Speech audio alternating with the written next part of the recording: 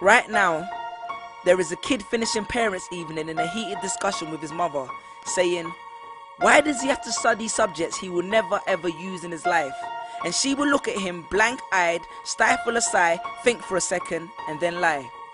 She'll say something along the lines of, you know, to get a good job you need a good degree, and these subjects will help you get a good degree. We never had this opportunity when I was younger. And he will reply, but you were young a long time ago, weren't you, Mum? And she won't respond, although what he implies makes perfect sense, that society's needs would have changed since she was 16. But she will ignore him, grip his hand more sternly, then drag him to the car. But what she doesn't know is that she didn't ignore him just to shut him up. She didn't lie because they were just returning from parents' evening and an argument in the hallway would look bad on her resume. She won't lie because she's just spent the last 1 hour convincing a stern-faced teacher that she will ensure that her child studies more at home.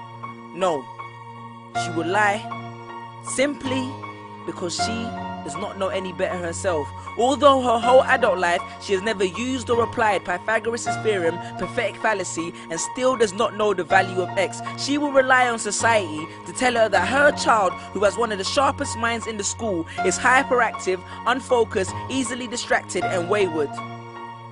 Students, how many equations, subjects, and dates did you memorize just before an exam never to use again? How many A grades did you get which were never asked for when you applied for a job? How many times have you remembered something 5 minutes just after the teacher said stop writing, only to receive your results 1 month later to realize that you were only 1 mark short of the top grade?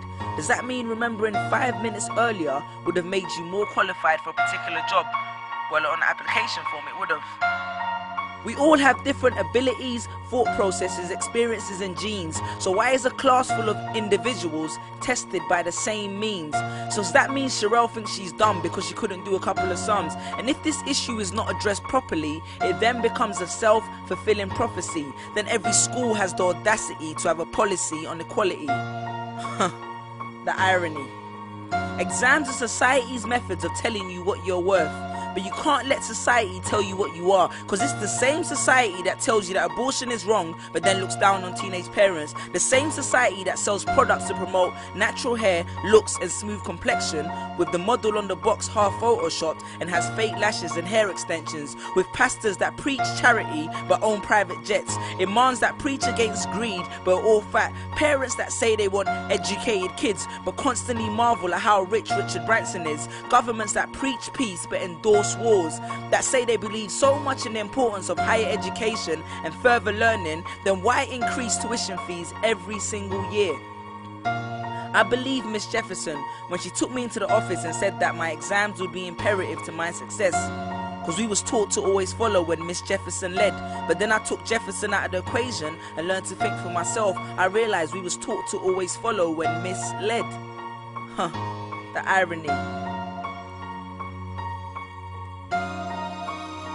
Test us with tests, but the finals are never final, because they never prepare us for the biggest test, which is survival. And what I suggest is fairly outlandish, so I do not expect everyone to understand this, except for the kids who knows what it feels like to be worth no more than that D or that A that you get on results day, and the ones whose best stories were never good enough for the English teacher, because apparently you missed out key literal techniques, did not follow the class plan, and the language was too informal for him to understand. But then he'd reference Hamlet and Macbeth, and you'd fight the urge to express your contempt by partially clenching your fist with only your medius finger left protruding in the middle of your hand, and then asked if he was aware that Shakespeare was known as the innovator of slang. Or the kid at the back of the class who thinks, why am I studying something that doesn't fuel my drive? But then when confronted with a maths problem, his eyes come alive.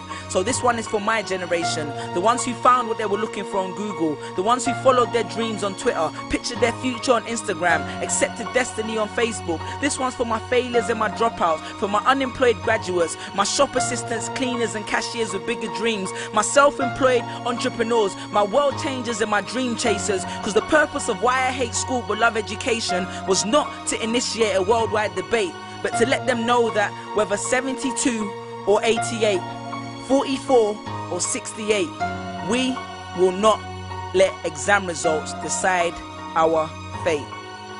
Peace.